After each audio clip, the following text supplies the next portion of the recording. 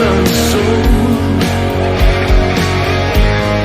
devil's cold, luminous eyes, you never behold. The God of Satan's soul, but the devil.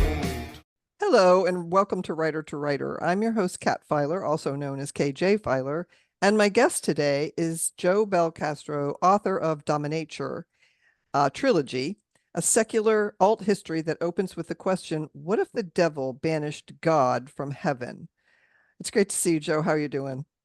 Pleasure to be here. It's nice to see you. For listeners who have yet to discover our featured author, Joe's writing escapades began in Tampa, Florida, as a journalist covering the film industry and local entertainment scenes. From there, the dream job came calling, putting him behind the camera as head writer and producer at WWE. Surprisingly, he chose to leave TV life based on a premises he always wanted to explore, and luckily for us, he became an author. What was that like, Joe, going from TV to books? Well, it was quick, and I know that might seem like a weird answer because when I left my last day, I took 8 days and I did nothing. I completely vegged out, no writing. I probably still went to the gym, but I did nothing. And then on the eighth day, not to do all the religious stuff, but I started writing chapter one, and I had all the story outlined months in advance. I did that before I left my job at WWE, and so I just went right into it.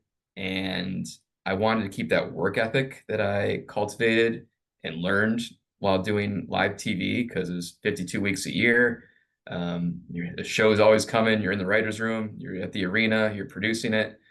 And I wanted to keep that kind of pacing and that discipline.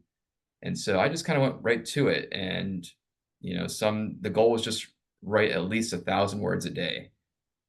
Sometimes you hit 3,000, sometimes you struggle to get to that 1,000, but you can always go back and edit it the next day or whenever you do that, down the road. So to write the story, smooth transition. Yes, it's more voluminous, obviously, than a TV show script or a film script. They're kind of similar, but I was able to handle that. Well, the torturous part for me was then, okay, story's finished. I gotta find somebody to do the book cover. I got query agents, basically trying to get them to sign you. Learn the whole marketing side. That's where your patience get tested, and you really learn what kind of person you are in this world. Yeah. But like overall, it was relatively, like I said, it was quick, and it was also smooth until I got to this new world I had to learn business sense of publishing. Yeah. And a lot of authors, beginning authors, don't realize what's going to happen. You write the book, you think you just go on and you write book two and book three, and somebody else handles all the rest. And it's not like that at all. It's a big surprise. And it's very Yeah, time consuming. So, it is, and I kind of banked on that. So that's why I decided, it was a calculated risk. It was one I could take. I felt I was at my creative peak, and I was like, all right, this is a time where I can do this and just focus on writing this book. Uh, that's all I wanted. I didn't want to take another. I didn't even take like side jobs in like TV land. Hey, will you come produce our live event? It's only a couple days, or will you like consult on this? And it's like, no. I'm glad I can say that. I don't say that in a bragging way. It was just a time where I could take that risk and just focus, and that helped big time did with you everything. miss having people with you while you were creating? Yeah, I mean, I had a whole army beside me. I mean, I always say we were going to war every day Yeah. putting the TV show together, but it was great because we were all rowing in the same direction. 99% of the time, none of us had egos. It's just like, what's the best way to put out the best product? Um, but yeah, when you start having to, we were always kind of all hands on deck anyway at WWE. So even though I might have been, as I progressed, even if I was like the head writer, it doesn't mean I didn't do writer's assistant type things if needed to help the show. And so doing all this stuff, the writing part, yeah, for the book is one thing, but like it was fun to design like what my background is book one's cover. Yeah. And it was fun to like sit there and find somebody and have that creative call. So that was kind of cool to do that again. But yeah, a lot of the time you're just by yourself and you're figuring it out. I imagine, I'm a big tennis fan. I'm sure like you're out there on that court all by yourself. It's not like basketball where Yeah. somebody, maybe if you're kind of in a slump, somebody can pick up the pace for a little bit and or pick up the slack, and then you can get back on track. No, so there's pluses and minuses to it, but overall, I did 3 books. So I kind of enjoyed it. Okay. Was there a pivotal moment for you, an event that inspired you to become an author? No, I never planned on this happening. As you mentioned in that lovely opening that I wrote, um, I did have my dream job, and that was it. Once I finally got that, I didn't think about anything else. But there's always a story I had in my head, and I remember I wrote about it as a journalist back in, God, 2 years before the WWE stuff. So it was probably 2012. Where I just like, yeah, it's always like a spec editorial article, like, I want this type of movie, or I want to see this type of genre film. And then like I always had this like, I want to see this epic God versus the devil type thing. And because they always get teased by it, like, and like the movies like Devil's Advocate or Constantine, or even like go back to like the prophecy with Christopher Walken. Mm-hmm. You get the mythology of it, but like they can do so much, especially in a fiction setting. You can really open it up. And I'm a huge fan of Tolkien, and I love Lord of the Rings and what Peter Jackson did cinematically with them. And then I'm also a fan of Christopher Nolan, who did the Dark Knight trilogy, and he has a nice way of grounding things. So I think once I think maybe like I was happy at WWE, and I just kind of maybe wanted something else creatively. Maybe I felt I ran as far as I could with it creatively in our storytelling. And then I just kind of looked at it one day, and I remember I was on my balcony and I just switched the dynamic around. Oh, what the devil banished God from heaven? Then like boom, right to the balcony from the couch into the couch, outlined it all and sat on it for about 2 weeks, came back and read. I'm like, all right, I have something. Yeah. Now Yeah. the question was though, what, did I think about the book? No. But when I came up with the story, I was like, well, I can't just do a TV show or write a screenplay. I don't think it'll do it justice for everything I want to try to do in this. And so that's when the book started popping in my head. And then I'm like, all right, I think I can do it. I kind of looked at some tutorials real quick just to see like it is because it's not. I don't think it's crazy to write a book formatting wise. I think it's just patience, right? Yeah. Um, I think anybody can learn it, Mm-hmm. at least the format part of it. But then I was like, yeah, the story's not going to be done correctly unless it's in this bigger format. Yeah. Book one's 460 pages. So, Yeah. Yeah. A mentor of mine told me one time, I was doing PR for authors and not writing, and he said, why don't you write a book? You really could write a book. And I said, I don't even know how to write a book. And he says, oh, it's really simple. You create a character and you torture them for 80,000 words and then give people a good resolution on that. Just make it everybody happy at the end. And I said, okay, that sounds like fun. So yeah. So had you done any short fiction before you did this, or any other than just writing for TV? no, never. And it's always either been like TV, obviously, was all, fiction and more reality based stuff. But yeah, it was the first time I've truly tried like a story of this magnitude. Um, I'm sure maybe in school they maybe write short like fiction stories and stuff like that, but those would be funny to find actually. Yeah. But no, this was the first true like huge undertaking in that medium. It is. And for people who have not read the story, the premise is really incredible. But in case you get the idea that this is some kind of biblical God story, it's not. It's an idea, it's secular, it's very upside down.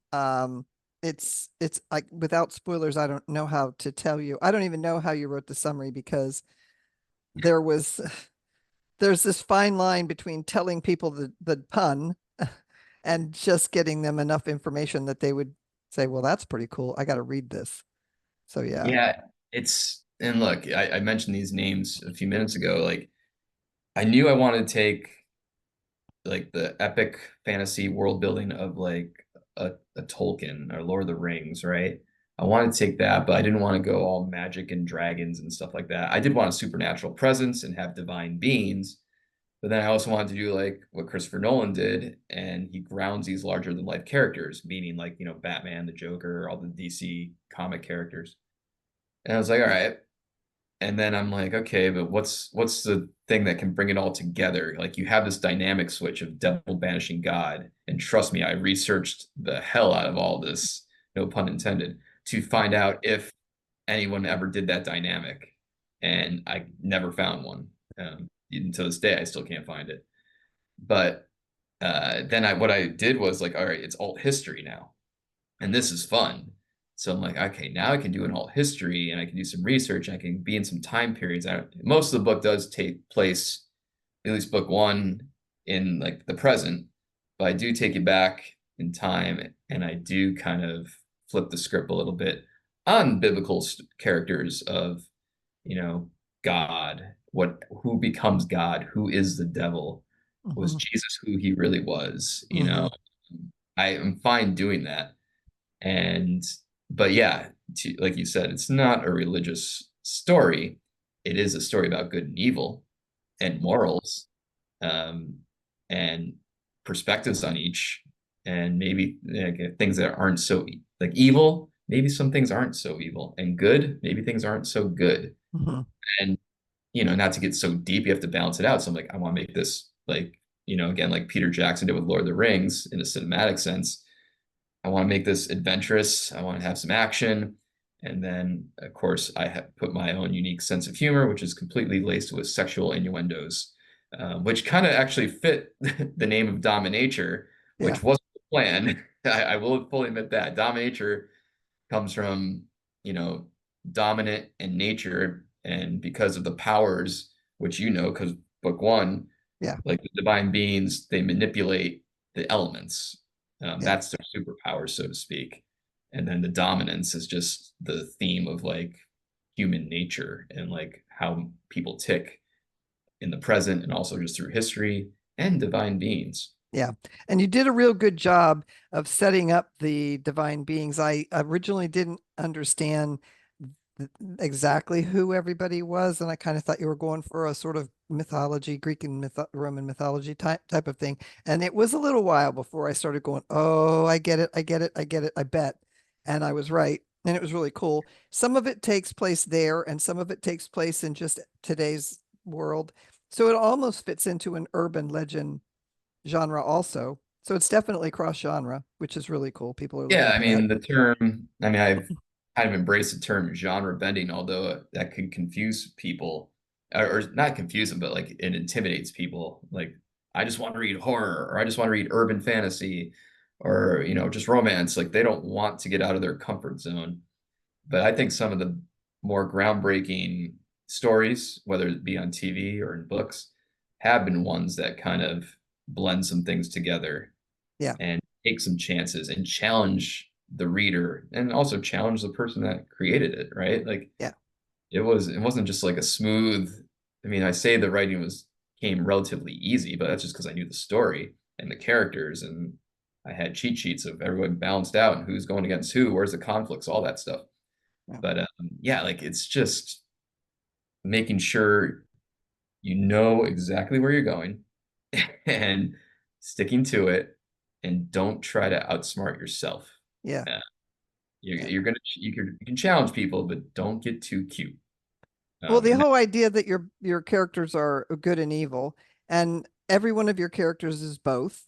So that's kind of cool. And that is really the building blocks of good writing, because if your character is just evil, why do we care about him? We don't care. What we really care about is if he's evil now, but something happened to make him that way. And if he's good, if he's a goody goody, nobody cares about him either. But if it turns out that he's got some kind of a challenge, who of us couldn't do something, you know?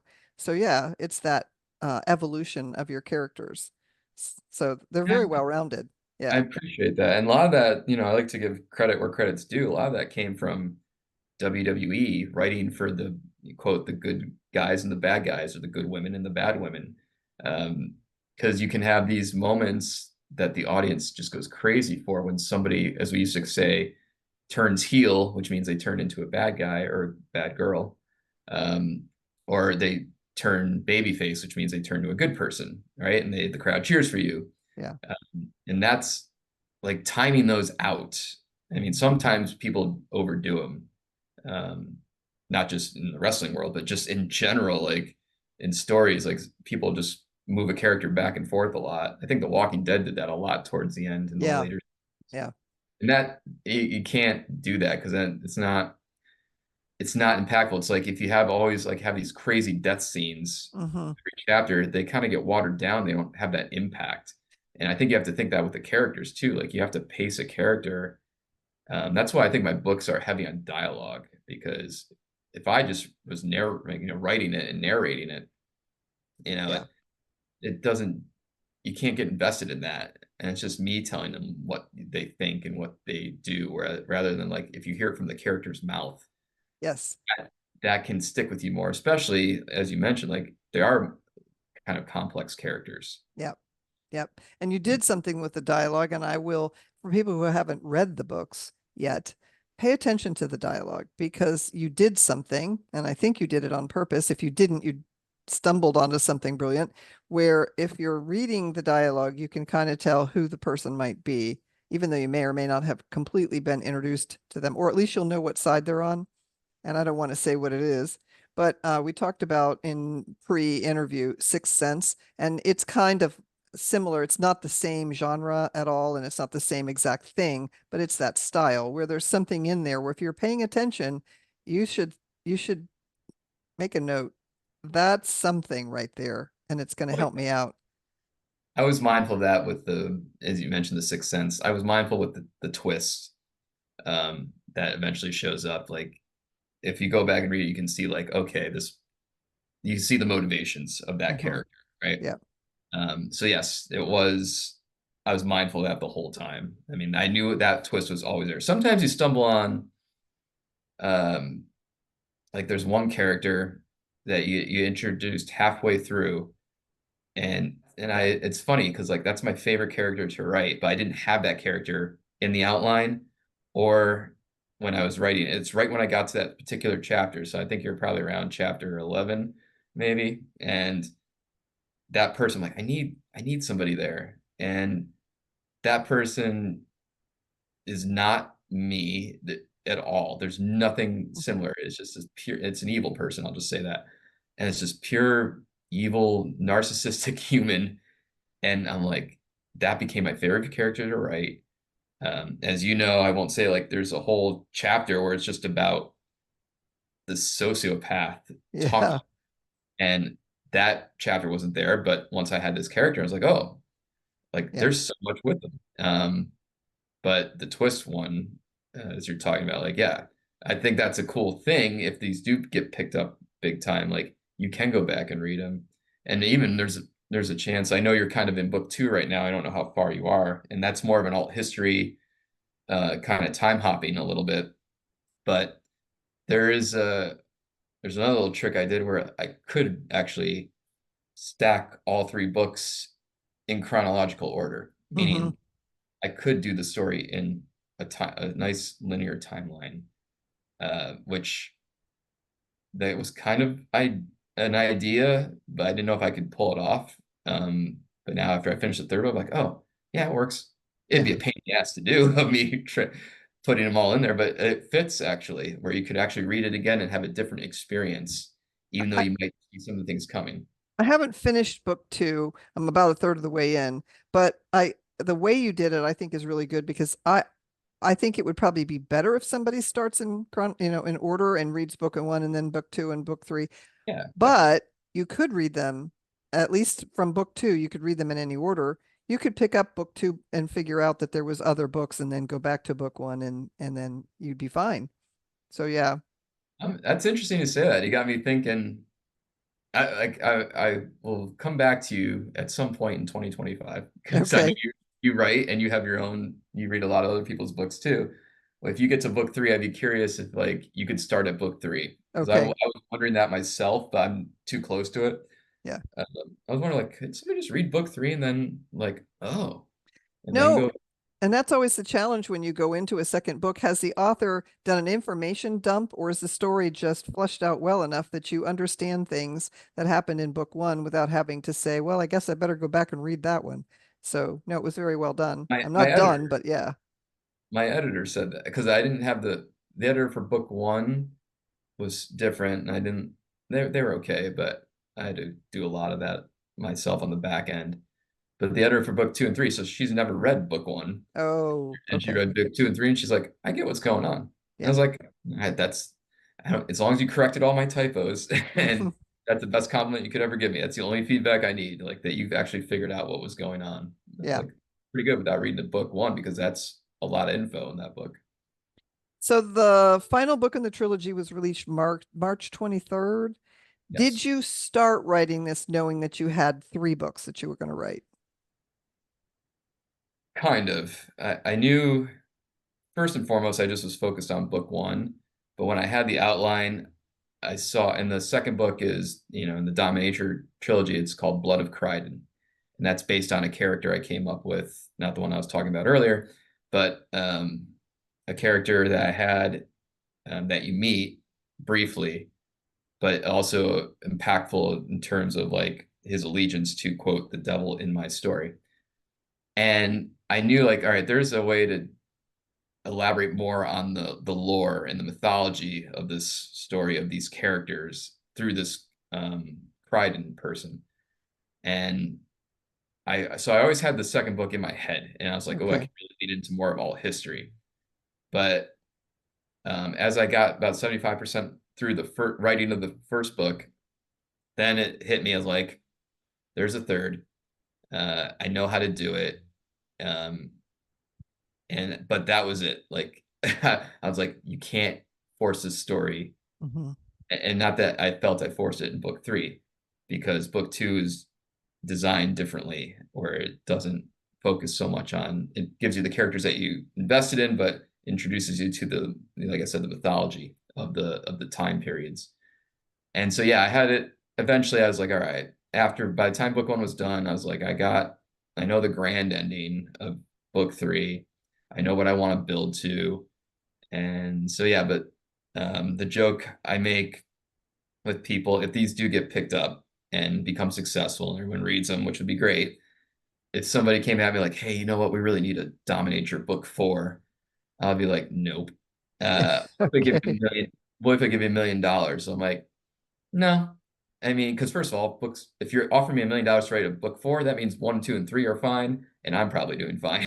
When I read the first book, I really wish that you would open a chat room where people could go in and talk about your book, because there were a whole bunch of things that I figured you did it, but people who don't write books might not know, and they might be thinking, wow, that was clever. I wonder if he did that on purpose. So, or and maybe you didn't, you get credit for it anyway, one way or the other. So yeah, it would be cool to sit and talk about that, to have your readers talk to you. The only Oh, happy accident might be that if I actually wanted to put them in chronological order, like I might have mentioned, like that could be, that could have been maybe done on purpose or maybe not. yeah. Yeah. Well, Joe, it has been a blast. I really appreciate you making the time. Readers, as always, I'll post the links below so you can find Joe and keep abreast of his passion projects, find his books. And as we said, if you read his books and like it, please take a minute to leave a review. You don't have to write much, and you can just leave stars if that's all you have time for. It's the like and subscribe of the author world. And on that note, please remember to like and subscribe Writer to Writer so you'll never miss an episode. And so you'll be notified when we're going to interview your favorite author, or you can send in requests for authors to be reviewed too. Oh, so please do that. Joe, thank you so much. This is great. Thanks for doing this. All right.